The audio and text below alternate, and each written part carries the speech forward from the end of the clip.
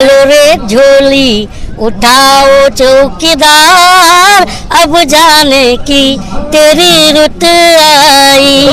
कि गोदी मीडिया का आप नाम मुझे अच्छी इस बात की आ रही है, ले रहे हो ये कहीं प्रोटेस्ट में जा रही है तो गोदी मीडिया गो बैक का नारा लग रहा है, और ये 24 में गांव में घुसेगी तो क्या हालत करेगी जनता, उस पर अच्छी हंसी इस बात का है कि कानून मंत्री थोड़ी सीट दिलाता है यार। प्रधानमंत्री से सवाल नहीं करेंगे तो युगांडा के प्रधानमंत्री से करेंगे क्या? ये तो देख रहे हैं जो मीडिया ग्राउंड, कौन मीडिया ग्राउंड पर है, इसीलिए तो हम जनता राउंड पर है। ये शौचालय की बात करते हैं पर विद्यालय की क्यों नहीं करते?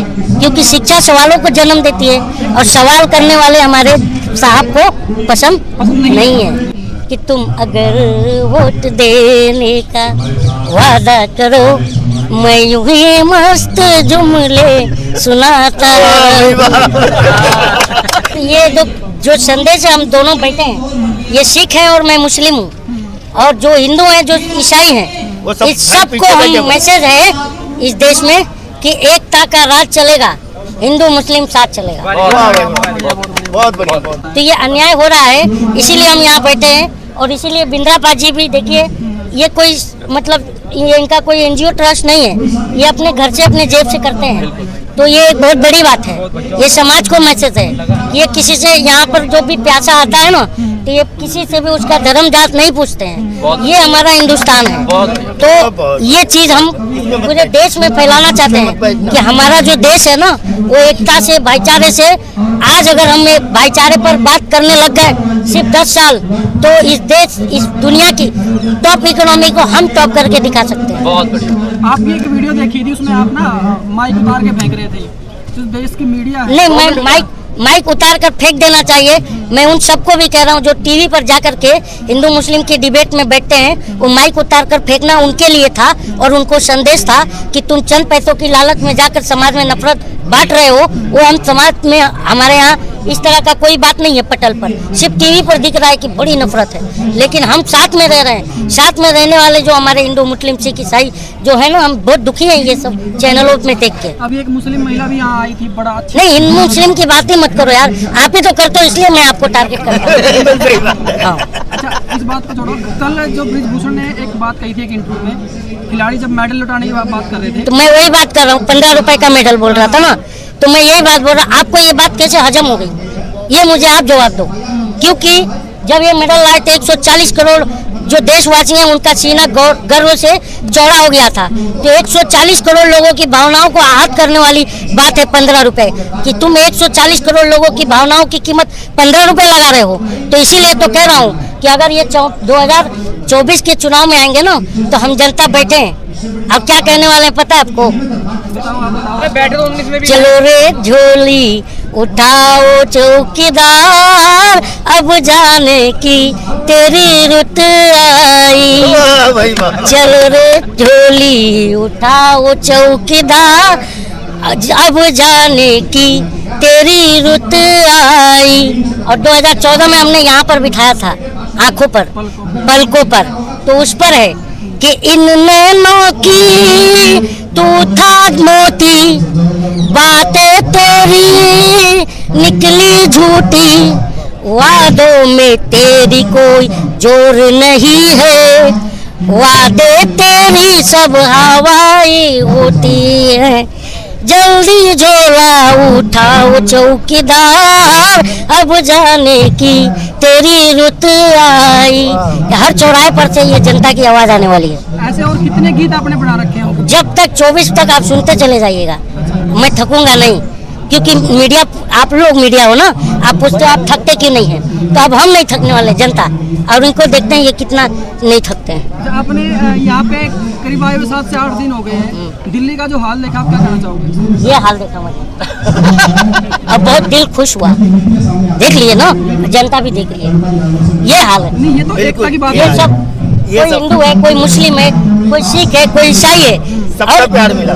मैं बचपन में ना दूरदर्शन पर, पहले की सरकारों की बात बता रहा हूँ, बचपन में दूरदर्शन पर एक कार्यक्रम जब ऐड आता था तो हमें गुस्सा भी आता था, लेकिन अब वो कहाँ खो गया, हम उसे याद करते हैं। कि मिले सुर मेरा तुम्हारा तो सुर बने हमारा, समझे ना। तो उस समय हमें गुस्सा आता था एडवर्टाइज क्यों आ गया, लेकिन आज वो उस एडवर्टाइज को मिस करता है दिल। और हम कहते हैं कि मुसलमान और हिंदू की जान, कहाँ है मेरा हिंदुस्तान, मैं उसको ढूंढ रहा हूँ, मैं उसको ढूंढ रहा हूँ। समझे।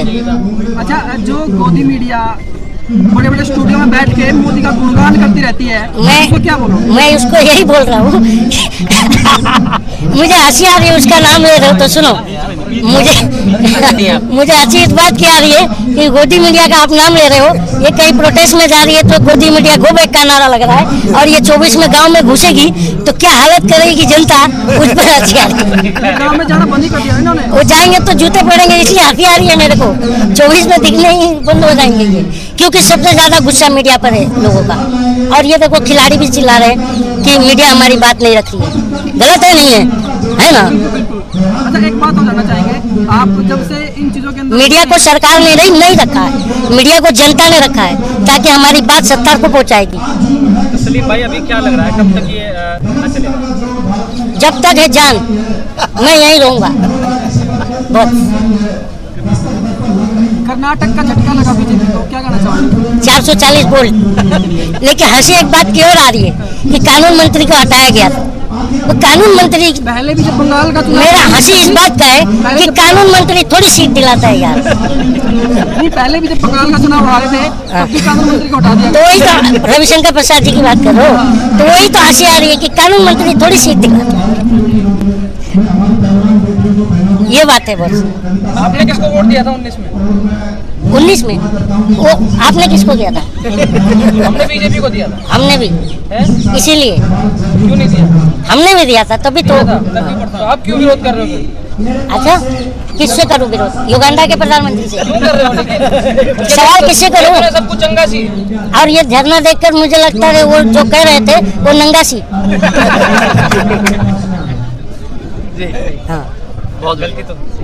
अच्छा, एक आध गीत और सुनाए जो अपनी कलम से लिखा हुआ है। एक आपने सुनाया था जब आप कह रहे थे कि मैं इसके फंडे से बड़े मतलब अच्छा लगता है चुनाव जीतने का, जो हाँ। वो गीत सुनाइए। वो अंधभक्तों वाली बात है। ऐसे न मुझे तुम देखो, वो जीएसटी पर जीएसटी लगा दूंगा, पैसे भी चुरा लूंगा तुमसे और टैक्स भी लगा दूंगा। और अंधभक्तों वाली बात कह रहे हो ना, तो वो ये कि वो हमारे साहब जो हैं प्रधानमंत्री साहब, वो अंधभक्तों से कह रहे हैं कि तुम अगर वोट देने का वादा करो, मैं यूं ही मस्त जुमले सुनाता, तुम मुझे देखकर सिर हिलाते रहो, मैं तुम्हें देखकर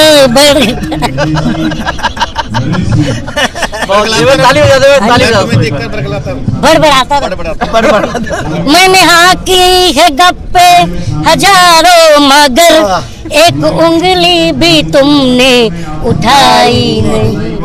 बेच डाला है मैंने सुनहरा वतन, एक सिकन तेरे माथे पर आई नहीं। तुम गधे की तरह बोझ ढोते रहो, मैं पिछले पे चाबुक चलाता रहूं। ताली बजा दो। बहुत बढ़िया, बहुत बढ़िया, बहुत बढ़िया, बहुत। अच्छा, जो मीडिया ग्राउंड पर है, सुनने में आ रहा है जो अपने डिजिटल फेसबुक और यूट्यूब के हम वही तो देख रहे हैं, जो मीडिया ग्राउंड, कौन मीडिया ग्राउंड पर है, इसीलिए तो हम जनता राउंड पर है।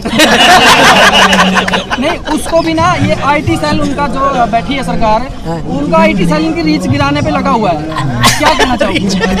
कानून मंत्री इसलिए तो आप बोल रहे हो, इसीलिए तो मुझे हंसी आ रही है कि कानून मंत्री सीधे दिलाता है।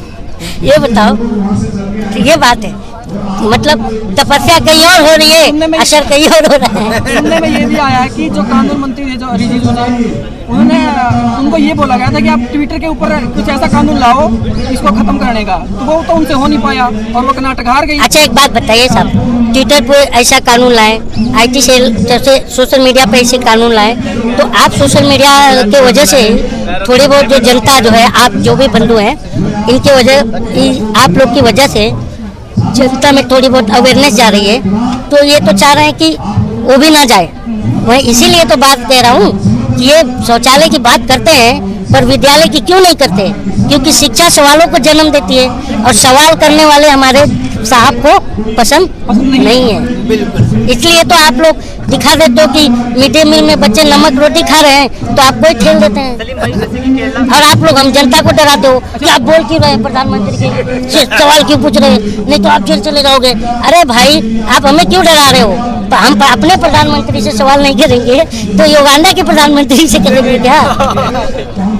ये बात है। सलीम भाई अभी तो नड्डा जी कह रहे थे 2014 से पहले केरला घुटने टेक के चल रही है सरकार। कितना ठोस था? कितना ट्रूथ था, हाँ, कितना सच्चाई दिखाई?